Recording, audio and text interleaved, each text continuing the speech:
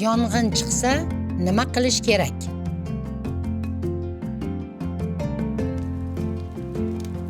Kuyishlar bir zumda bo'ladi.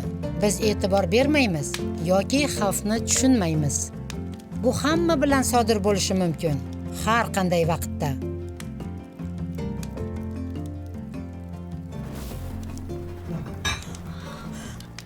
Bizning birinchi ishimiz olovdan qochish. Agar siz harakat qilsangiz, olov jonlanadi va juda tez tepaga qarab tarqaladi. Buni o'rniga yugurmang, vahima qilmang, jim turing, yoting va dumalang. Keling, buni bosqichma-bosqich ko'rib chiqaylik. Vahima qilmang, jim turing va xotirjam bo'ling. Darhol yuzingizni yoping, keyin cho'kkalang, yerga yoting va dumalang. Dumalagan tanangiz olovni o'chiradi. Olov o'chguncha dumalab turing.